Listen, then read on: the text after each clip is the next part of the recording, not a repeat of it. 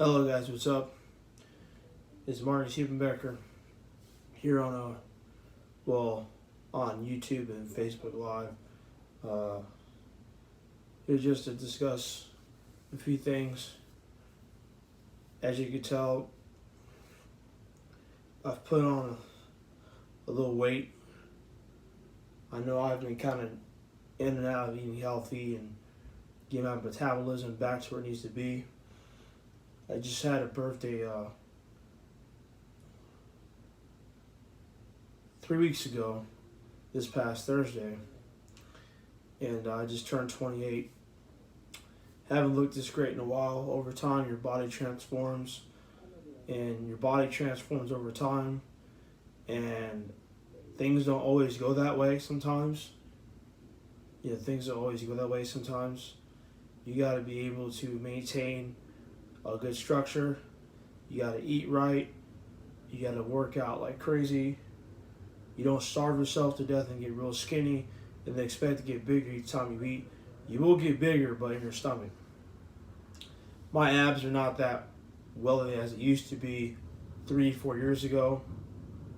That's because I've been putting on a little weight, trying not to eat a whole lot and everything. Trying to stay active. I no longer go. As of today, I no longer go to a gym. I'm starting working out from home again. I got my kettlebells here, 20 pounders. Been using them. I just got them earlier today off Amazon. And I got a weight set coming towards the end of the month in 2 weeks. And everything coming in 2 weeks. Been really trying to avoid eating sugar. I've been trying to do the best I can with that. Sometimes I fail. Sometimes I just can't help it. I have to eat something sweet. I have to drink something sweet. But I've been doing the best I can to make sure that I stay healthy and I stay active.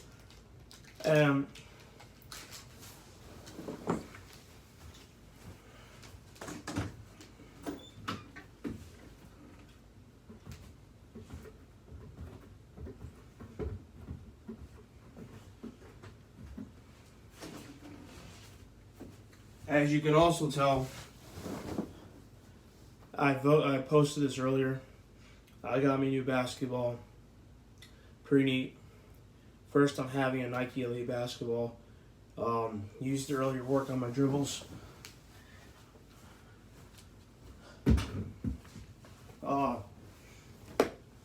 And the one thing that I'm enjoying right now, and hold on one second.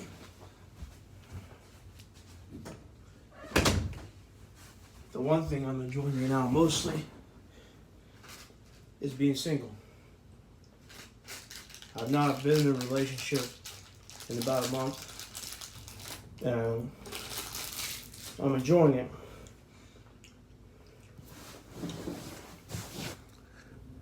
What's up? What's up, D? I've been enjoying being single. Don't miss being involved in a relationship. I've just been sticking to me. I've seen women walking around and I've noticed I waved at them. I say hey to them, conversate with them a little bit. But I'm just not pushing for relationships. I just like doing things my way. I like staying single. It gives you time to figure out who you really are and what you're expecting, what you're willing to take in for what life brings your way. And this coronavirus thing has really changed a lot of people. Changed their mindset, changed their attitude, changed their ego a little bit, made them wake up a little, give them a little dose of reality. You know what I'm saying? It woke them up. And like I said before, I've been just maintaining and just grinding. I've not been able to play ball lately. I played Saturday, that's about it, but I've not been really doing much lately. I've been cutting back on doing a lot of things. I've not played ball. First time in a while, I've not played ball in about a week. Just not been motivated to play that much. You know, I've changed a lot. I've got into a little financial trouble though, but it's getting worked out. I'm working on it. I'm getting it handled properly. You know. Yeah, we should, dude. That's cool. Yeah, man. But yeah, I think things are just, you know, things are not things. The way things are right now, I kind of don't feel like getting involved with women right now. I focused on getting my license. I'm focused on getting my permit. There's a few things in the way that I gotta take care of, that I gotta get out of the way before I pursue in that regard. And I'm doing the best I can to make sure that I stay on top of things. I'm always constantly doing something. I'm always constantly doing something. Always doing something. I'm either helping my mom and dad out with stuff, helping my sister out with stuff, helping my nieces out, watching my nieces, watching my nephew, hanging out with my nephew, hanging out with my nieces, running around the house with them, wrestling with them and everything, and, you know, doing things the way that I want to do them without getting scolded for it, without being put down and making me feel like crap about myself. You know, it gives me time to think about what's really important.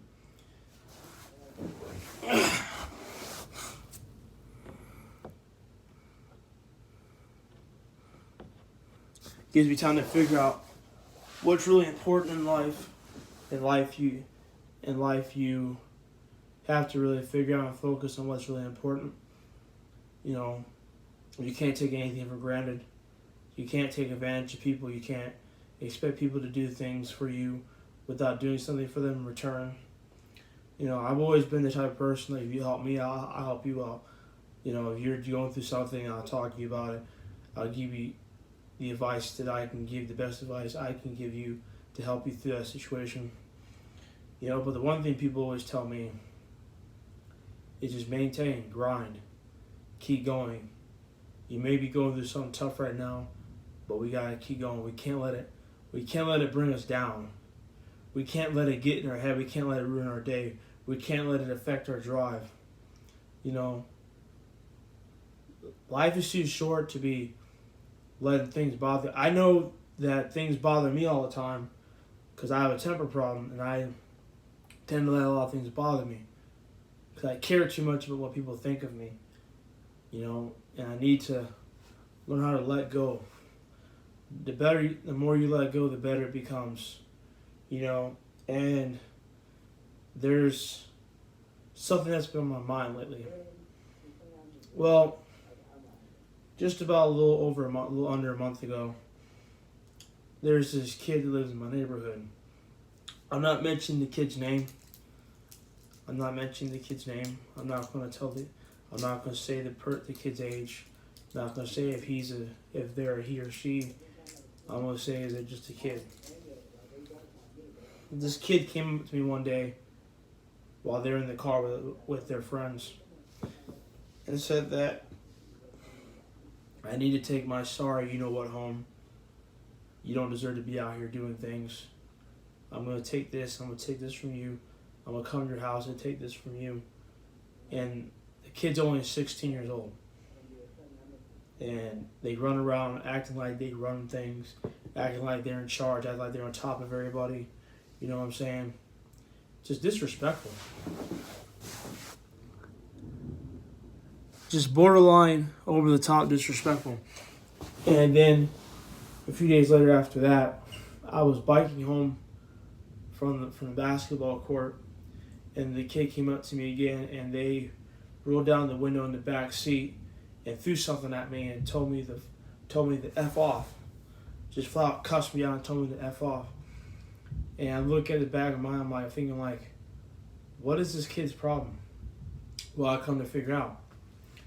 I asked a friend of mine for advice, and they basically, in their opinion, they think and believe that now hold on, before I go in any further, that this kid has gotten into trouble in the neighborhood, stealing stuff from people, stealing bikes, money, stealing bikes, money, jewelry, clothing such as shoes and shorts and shirts, basically causing problems all over the neighborhood. All the older kids want to fight this kid. I want to fight the kid, but I'm over age, and if I fight him, or fight the kid, I go to jail, and I ain't got time to be going to jail for a kid, and I've had issues with this kid for quite a while. This kid also had the audacity to call me a pedophile, saying that I touch little kids, stating that I touch little kids, I hang out with little kids. Let me tell you something. I have 2 little nieces that will be 2 in 2 months. I have a 14-year-old nephew. I've never inappropriately touched any kid. Now, any of them. Now, because I have a good relationship with them, they respect me, I respect them, I help them, they help me. And they love me to death. And they treat me like I'm their older brother. Or my nieces treat me like I'm their father, and my nephew treats me like I'm his little brother. I'm his older brother. Well, to sum it up, this kid can't talk because here's why this kid can't talk. This kid, now I posted a video on my Instagram and on YouTube about the situation, and here's how I see it. This kid can't talk because there's why. There is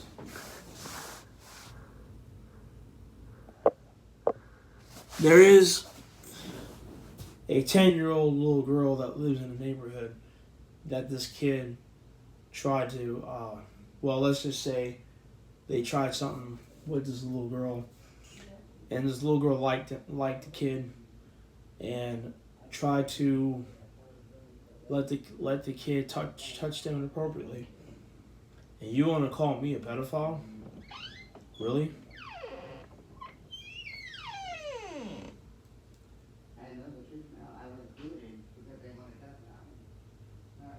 They always used to say, teachers, pick your battles or else your battles will pick you. Pick your battles or your battles will pick you. And I want to hurt this kid so bad. But look at me. Now, and then when I try to confront the kid about the situation, of course, the kid runs around and gets scared. They don't run from me, but they get scared because they know what they're doing is wrong, and they can't accept the fact that someone confronts them about it, and then they get scared and they start shaking and everything. For those of you that don't know, look at this YouTube video I posted on YouTube, and it'll tell you the situation. It will show everything that happened. Now, I know I may have crossed the line with some things I've said to the kid.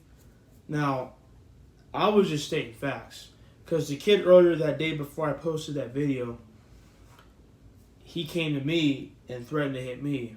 I didn't threaten him until I posted the second video. Now, I should never have said that to the kid, and I feel bad for saying it to him. But I know for a fact the kid got scared, and he ran away like a little coward. I had a photo of the kid, but I'd rather not show it to y'all, because this is a small world. Y'all may know him. Some of y'all may know him, and some of y'all may go and tell him about it and everything. But here's the thing. I advise you to tell him. Because the fact of the matter is, I'll tell you what it really is. The fact of the matter is this. I'm not afraid of him. I'm not afraid of the kid.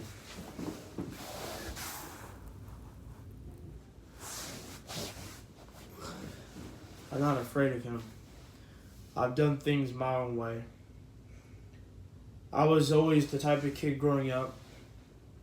I didn't care what happened. Now, if you insulted me, now, about, let me think. about maybe 14 years ago. That would mean I was probably, if I'm 20 now, I'll be, yeah, about 14. If I was about 14, I used to get in the fights. I got bullied and picked on a lot in school. Kids used to slap me across the head. I used to go home every day crying because kids used to pick on me. In middle school, I got bullied a lot because I didn't fit in. I didn't get along with a lot of people. I'm a bad people person. I have no people skills because I wasn't around a lot of kids growing up when I was a little kid. I was always to myself. I didn't want to be bothered by nobody. And when they bothered me, it upset and it pissed me off. And all I wanted to do was fight them and tell them to leave me alone. I was a very mean, nasty kid growing up.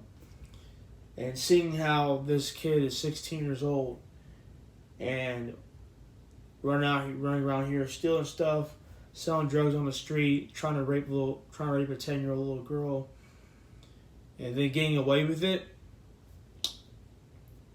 just proves how today's society is. It's flipped backwards. And people like him more than like me. And I'm the guy that goes to work every day, that busts his ass at work, that busts the weights out, looks great. As you can tell, looks really great. You know, I'm not trying to be arrogant or anything or egotistical or anything, but looks and acts the part of being handsome, works hard, grinds until the stone is fully etched, until the stone is perfectly etched. And I just stay on the course. I may be into some issues myself right now, but I'm fighting through it. And I put myself in it. I'm not going to lie. But I'm fighting through it. You want to know why I'm fighting through it? I'll tell you why I'm fighting through it, because I'm not going to let it bring me down. I'm going to keep going.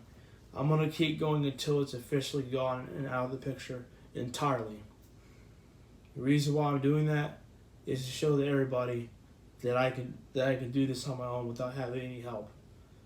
And if you have to depend on somebody helping you with everything, you're not going to get around in life like that. People are just going to think you're using them. People are going to think that you're going to take advantage of them and you don't pay them back. And when they want you to pay them back, you have nothing for it, and they turn against you and they go spread around about you saying, "Oh, Kyle was like that. Kyle wanted money from me and he refused to pay me back. I'm not going to help him anymore." And then it makes everyone think and believe. And it makes everybody think and believe, or think like, why did I help him out? Why did I help him out? Why did I do this? Why did I do that? Why did I do this? Why did I do that? Why did I let him get my? Why did I help him out when he ain't gonna help me out? Why did I go to him instead of her? Why did I go to her instead of him for help? And that question enters your mind a lot, doesn't it? It takes a course. And to tell you the truth, a lot of times people don't realize this, but when you're helping other people, you feel good about yourself. Take a moment to think about that for a second. When you help somebody, do you feel good about yourself? Do you feel like that when you help somebody? The reason why people help each other out is because we've been in your shoes before. We've been on the other side of the fence. We've been on the other side of the lake. We've been on the other side of the track. We've been on the other side of the court. We've walked in your shoes maybe once or twice back then. You know, we all made the same mistake, and we're here to help each other out to get through this. To get through the fact that we keep making the same mistake again, but we get better at handling it over time.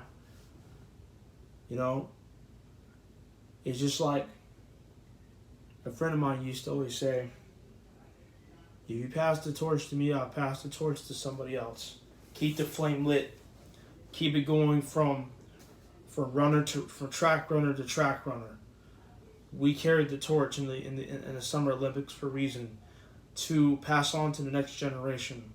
Now, this generation right now don't know nothing about respect. Don't know nothing about what's mostly paramount. Hold on a second.